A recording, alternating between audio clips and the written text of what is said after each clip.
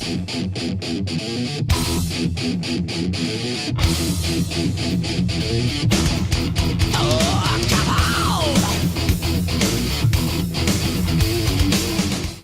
everybody, and welcome to the Matt Mitchell Show here at Uccellos. I'm DJ Foster, joined as always by Grand Valley State head football coach Matt Mitchell. Mitch, coming off maybe one of your best wins of the year, a 24-20 victory over Michigan Tech for your fifth straight win. I mentioned to you after the game kind of it felt like a playoff atmosphere. The players were into it. It seemed like the hits were harder, more physical than they had been in the past. The fans were into it. Maybe that was helped by a couple of tough calls by the referees, I think is a fair way to put it. But it really showed something that you guys were able to grit out a tough victory like that against a very good team. Yeah, that is a really good football team and a really good defense. You'd see them on tape and thing, but standing there on the sideline, they had some guys that were legitimate. I mean, they were big guys that were hitting. They were a very physical football team. So we knew that's what we were going to get. I mean, they're very well coached, and I was not surprised by the effort we got by Michigan Tech, and I was glad that we were able to weather the storm early and just kind of keep hanging there and plugging away, and ended up grinding through a win in the second half. Yeah, you go into halftime, you're down 20-10. Steve Worthy had just torched your secondary with 3 touchdowns. It looked as if you might have got into halftime only 13-10. You had the big 4th and goal stop. Eric Thompson made the tackle on the side. But then you give the ball back to Tech, and they score right before halftime. What was kind of the mindset of your guys and you guys as coaches as well in the halftime locker room? We were upset heading into halftime because, our last 2 series, both on offense and defense, were not productive at all. We didn't get it out of that end zone at all, and we forced a backed-up punt, and then we just were very porous on the defensive side of the ball. So, I think we were upset with how we had played. We didn't execute it, I think, on either side of the ball up to our capability. And, more importantly, I felt like we'd given them some opportunities, in that first half. They'd gotten some plays and done some things that maybe, we could have done a better job on. So at halftime, the theme was, this is what we've got to do to come back and win this game, and here's how we're going to do it. We put together a plan and changed up both some of our stuff on both sides of the ball schematically, and also moving some different people around, trying to take advantage of some things, and then went out and kind of got the job done. So obviously, if they would have scored at one point in the second half, I don't know if it would have happened. So I have to give a lot of credit for our defense after not playing a great first half, and just kind of bowing their neck a little bit and stepping up, and we played better in the second half. And then we also started getting some momentum. You could tell our players were feeling a little bit more energized about things, and had a little bit more confidence every time they took the field. And that helped also. Yeah, you go in the second half, and you play one of your best halves of the season, I'm sure. You get the ball to 2 of your playmakers for your touchdowns. Charles Johnson down the right sideline for a 35-yard touchdown catch, and then you throw the alley-oop to Javon, and he's going to go down with it when he gets up in the air. But your defense was just tremendous. I mean, the offense scored a couple of touchdowns, as you said. Now the defense was just fantastic in the second half. And again, key to the thing is once we were able to get that lead, we had a couple possessions where it got Tech out of their comfort zone. They got in their 4-wide deal and had to get in shotgun and step back and drop it. I think that allowed Andre Thomas and Brandon Allen, some other guys, to kind of go to work. We didn't bring a ton of pressure to hang ourselves out. We chose to do a little bit more rush 3 and rush 4 and play some coverage because we didn't want to give up a big play at that point. And quite frankly, I thought our guys up front, as the game wore on, we were a little bit controlling the line of scrimmage more than we had in the first part of the game. They were running the ball on us more and protecting Scarlett well. As the game wore on, we were stopping the run better, and we were just the cumulative effect, I think, of just those guys just keep playing helped us. So getting the lead and getting them out of what they did was also a critical portion, especially in that fourth quarter, just because, again, that's not something necessarily he's been in a ton of those situations before, and he'd probably get a lot of experience from this game, and he'll continue to be better. It's kind of scary he's only a freshman and what he was able to do. Right.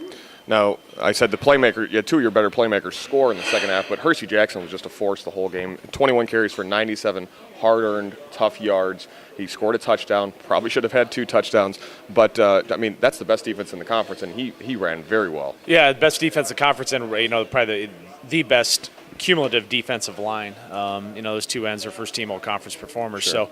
So it was scarce at the beginning of the game, but we just kind of kept plugging away, and then all of a sudden you started seeing some runs pop. Hershey has one on their sideline that goes for a first down, and Chris Robinson, and it's kind of kept moving the chains. I think a guy that helped us move the chains too, a little bit undervalued at times, was Brandon Green. We hit him on some, and he had some screens and some rollovers and kind of fought to get some first downs. So we grinded out some first downs, very much grinded out some first downs, and then when we got down in there, there, able to take some shots down the field with our 2 guys outside. So it wasn't like we just kept throwing it outside. We kept plugging away some things inside, trying to do that, and I think that was a credit to our offensive staff, just kind of sticking with the plan, sticking with the run, and not abandoning anything and turning it a 5-step fest. That kept some of their defensive line a little bit honest too. They couldn't just pin their ears back and just keep coming after Heath.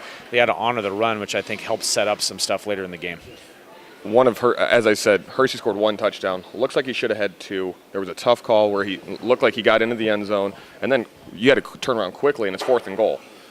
You also had a play earlier where Javon Augustus looked like he scored. Now, that wasn't as big of a deal. You punch in, I think, on the next play from the 1-yard line.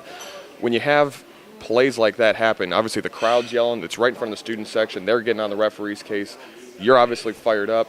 How do you keep your players focused and keep the mindset positive rather than sitting here and trying to blame the refs? Yeah, I think the challenge was, on the one, just realizing we've got to get a 4th down play in there. Right. We didn't want to kick a field goal at that point. We felt like it was on the 1-yard line. We actually came back and ran the same play that we had run earlier to Hershey over the top to get the touchdown. And we didn't do as good job blocking it up. And credit to Tech, they got us stopped, at that. So at that point, that's a pretty big sudden change opportunity after not getting it. We've got to get that 4th and 1. Flip side, our defense goes out there, and we knew that was a critical junction. They were really backed up. If we could force them to punt, we were going to flip back, get good field position, have a chance to score again. So really just talk to our kids about what we got to get done here. Tech got up 1 first down, but we stopped them on the next series and really got ourselves good field position. And I think that was a pretty critical thing for our defense to go out there and get a stop at that time, given just the circumstances of everything that was kind of happening, the flow of the game and everything. We handled that situation better than we had maybe in earlier games. Of some things happen, you got to trot out there, and I just think our approach, the way we took the field, was much better than it had been earlier in the year. Talk about Andre Thomas's performance. I mean, he had 8 tackles, 1.5 for loss. He had the big block extra point, as we talked about, that made it a 4-point game rather than Tech coming down and trying to kick a field goal at the end. I mean, he was just dominant all game long. He's been really dominant for 8 games. I could make an argument right now. He's, in my mind, the MVP of our team. I mean, at this point, we've had some guys that are flashier at times, but I don't think you just don't recognize what he does for us on that defense, just how many plays he makes. So, great approach to things. He's a very coachable kid.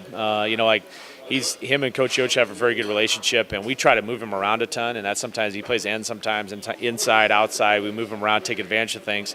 He's handled that very well. He watches a ton of tape. I've been very impressed with just his approach to preparation and what he's doing. He listens to us when it's time to coaching and this, that, and the other thing, and just I think the other thing that separates from a lot of guys on our team too is just effort. I mean, just gets grinding effort, gives it everything he has the whole time. So I'm happy that after a year off and some of the things that happened with him, that he's come back. He's got a great approach to things, and he's really taken advantage of his opportunities. He's obviously helping our football team a tremendous amount. Forgot to mention that he was named the GLIAC Defensive Player of the Week. Obviously, very well deserved for Andre.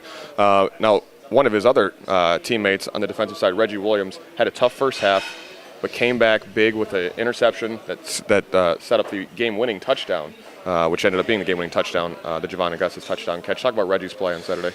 I thought, again, the first half, a couple of those times on a couple of those balls we were in cover 3, and that's tough. I mean, there's some that you're going to give up some comebacks and some things we're in cover 3, but a couple times the man coverage wasn't as good a technique as you needed to do. But like the rest of our team, and kind of like we've been all year, just we get in there, hey, you got to do this, and he nods his head and gets out there and keeps plugging away. And I thought all of our DBs after a rough first half and kind of getting in there and just getting undressed to a certain extent, kind of stepped up and responded and played much better in the second half. And we knew we were going to have to get stops, and so we played a lot of man in the second half. And for the most part, I thought we did a pretty good job kind of covering those guys, and that allowed us to get a little bit more pressure on Scarlett.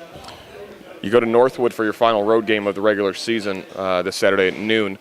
Northwood's 2-7, 1-7 in the GLIAC. Now, they're only averaging 14 points a game in their last offense, but it's clearly an offense that you're not used to seeing.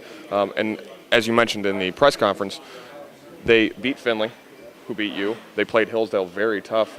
And, again, just the nature of their offense is going to be much more difficult to stop than just a normal offense. Yeah, you could pretty much directly attribute some of the loss. They had some close games. They lost to Ashland 6-3, who's Ashland's obviously pretty game, 28-20 to Saginaw, and then you lose, to Tiffin. Beat Tiffin 20-10, and you come back and lose to Tech. But that Tech ball game was tight. All those games, they didn't have their best football player. Aaron Shavers is by hands down the best player on their team. And so anytime you got your backup quarterback in there, it's going to be rough sledding. And at times they've had their third-string quarterback in there. So this is a better team than their record indicates. they're going to be very well prepared in terms of knowing what we do. So we've got to make sure we have a good week of practice on the defensive side of the ball and execute. And then we've got to we got to get our offense back on the field. And if they're going to keep just grinding, chewing off 7-8 minutes, we may not have a ton of possessions on offense. So our offensive guys have got to be opportunistic. We can't waste possessions. And the whole thing is going to be critical is, play great in all three phases. You got to get a lead. If you get a lead and you're heading into the late third or the fourth quarter and they're down a couple scores, it's going to be hard for them to come back. But you don't want to get in a position where you're down heading into the fourth quarter because they'll just keep hitting the fullback and the quarterback, and it's going to become frustrating. Grand Valley State heads to Midland, Michigan for their final road game of the regular season this Saturday at 12 o'clock noon. Mitch, thanks for joining us today. Thank you. Best of luck this weekend. Thanks for joining us here on the Grand Valley Sports Network. Oh,